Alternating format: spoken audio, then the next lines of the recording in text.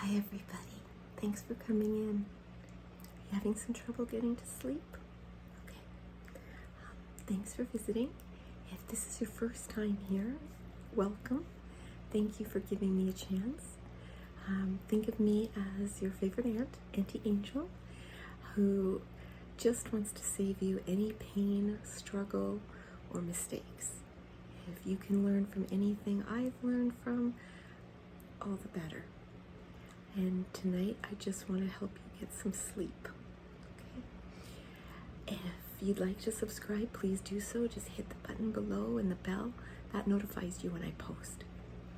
And if you've been here before, thanks so much for coming back. I really love when I read to you guys. So I'm hoping tonight's story will really help. But before we do anything, we always start the same way. Get the lighting the way you want it.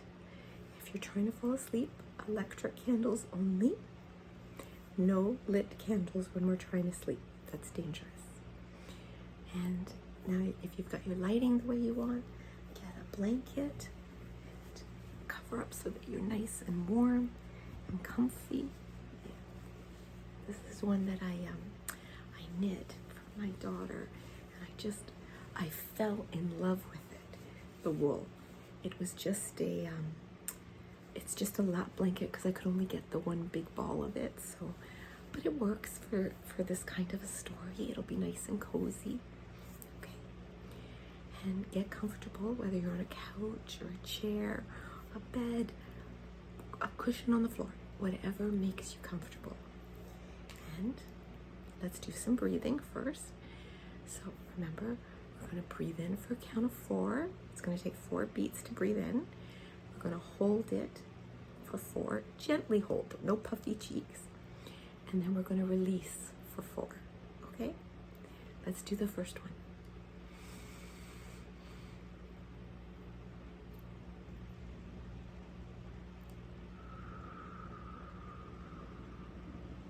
That's good. Okay, let's do another one. Hold. Out. Excellent.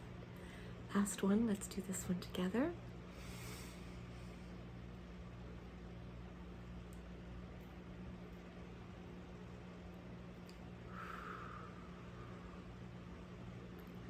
Excellent. Now you keep doing that as many times as you want. And if you can't hold for 4, you can't do the 4, do what's comfortable. Do what works for you. Okay. So for tonight's story, I thought we'd do another one of the Celtic fairy tales. So that's Celtic fairy tales. Now, one of the reasons I love this book for you guys is there's not a lot of illustrations. So this way, just close your eyes and I'll read to you. You don't have to worry about looking at the video. And you can just drift off. I'm going to whisper it to you, so hopefully it'll really help with your sleep, okay? And I don't know what we're going to read. I'm going to open it up. And whatever story we land on, that's the one we're going to read. And it is The Black Bull of Norway. Okay. Okay. In Norway, long ago, there lived a lady, and she had 3 daughters. The oldest of them said to her mother, "Mother, bake me a bannock and roast me a collop. I'm going away to seek my fortune." Her mother did so, and the daughter went to the witch washerwoman to ask her advice. The washerwoman said, "Stay with me and keep watch out of the back door, and see what you shall see." She saw nothing the first day, and nothing the second. On the 3rd day, she saw a coach and 6 coming along the road. She ran in and told the washerwoman. "Well," said the washerwoman, That's for you." So she got into the coach and she drove off. Then the second daughter said to her mother, "Mother, bake me a bannock and roast me a collop. I'm going to seek my fortune." Her mother did so, and the daughter went to the witch washerwoman to ask her advice. She kept watch out of the back door, just as her sister had done. On the third day she looked out and saw a couch and four coming along the road. "That's for you," said the washerwoman. So she got into the coach and she drove off. At last the third daughter went to her mother. "Mother, bake me a bannock and roast me a collop. I'm going away to seek my fortune." Her mother did so, and the daughter went to the witch washerwoman to seek her advice. The washerwoman said to her, "Look out of the back door and see what you shall see." She saw nothing on the first day, nothing on the second. The third day she looked out again. "What can you see?" said the old witch washerwoman. "Nothing but a great black bull coming roaring up the road." "Well," said the washerwoman, "that would be for you." On hearing this, the girl was nearly distracted with grief and terror, but she was set on the bull's back, and away they went. They went on and they went on until the girl was faint with hunger. "You will find food in my right ear and drink in my left," said the black bull. So she did as he said, and was soon wonderfully refreshed. At last they came in sight of a fine castle. "You must get there tonight," said the bull. "My eldest brother lives there."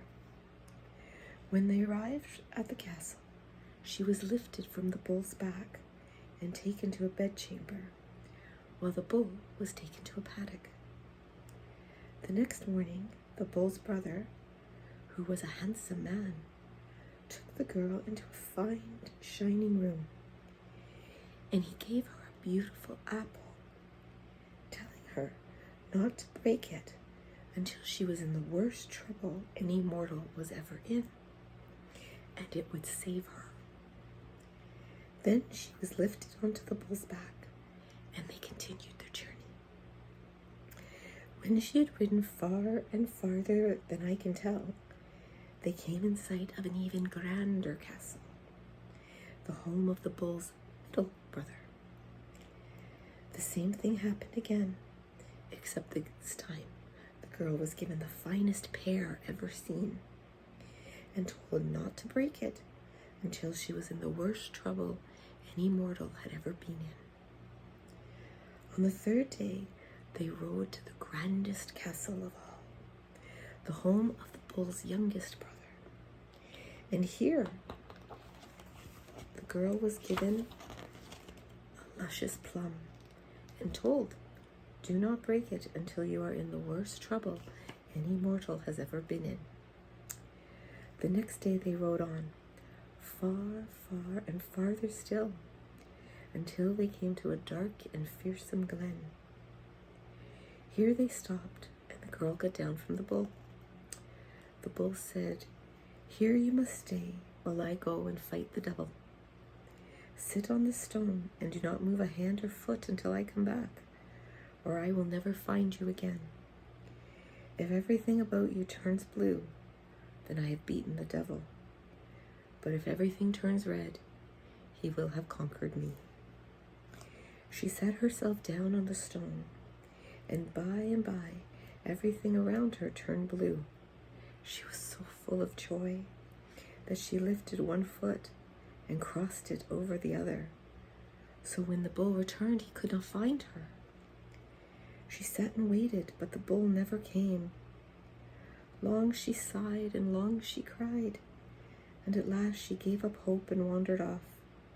She did not know where she was going.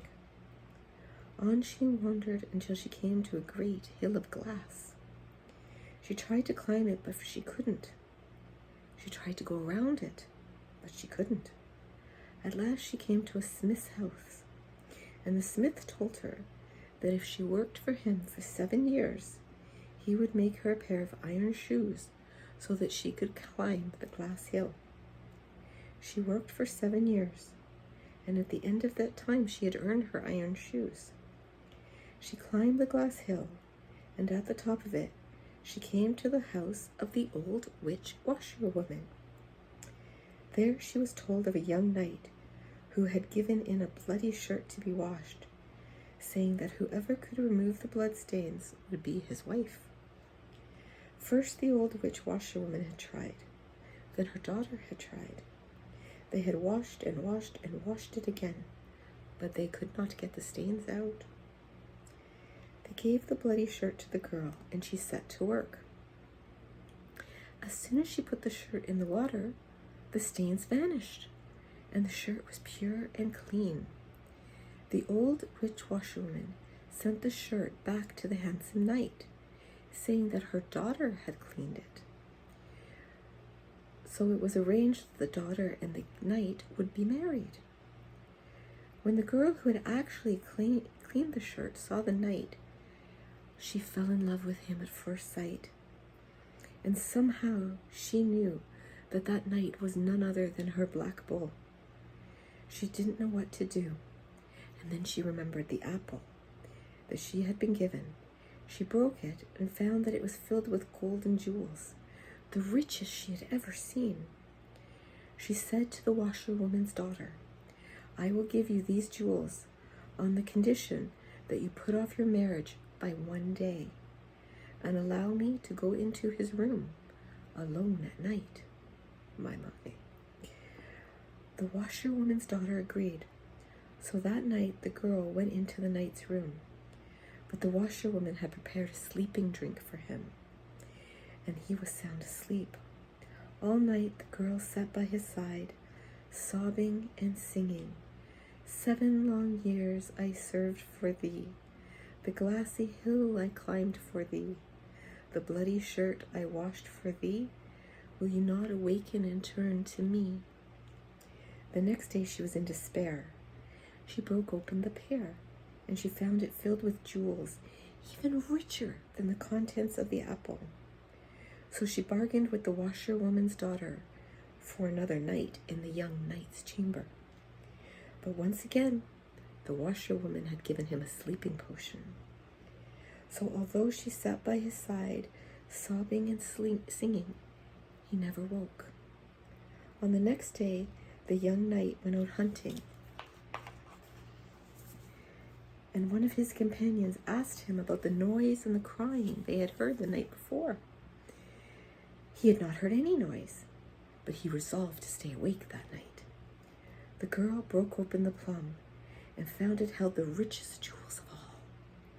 She gave them to the washerwoman's daughter in return for 1 more night's reprieve. And that evening, when the washerwoman gave the young knight the sleeping drink, he said, "This is very bitter. Could you please fetch some honey to sweeten it?" And while the old witch was away fetching the honey, he poured the drink away and pretended he had drunk it. That night the girl crept once again into the young knight's room. She sat by his side, held his hand, and sang, "7 long years I served for thee, the glassy hill I climbed for thee, the bloody shirt I washed for thee, will you not awaken and turn to me?" And he heard her, and he turned to her. She told him everything that had happened, and he told her all that had happened to him, how he had been enchanted into the shape of a black bull until he could find a girl to love him and beat the devil. And he and she were married, and they're living happily to this day, for that I'm sure. That was a good story, wasn't it? I think so too. I think you're ready for some sleep, don't you? Okay. Close your eyes, my love.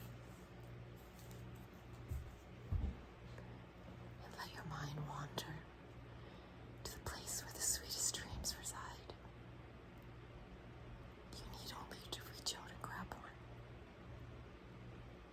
And tonight you will have the sweetest dreams. You will sleep in the knowledge that you are loved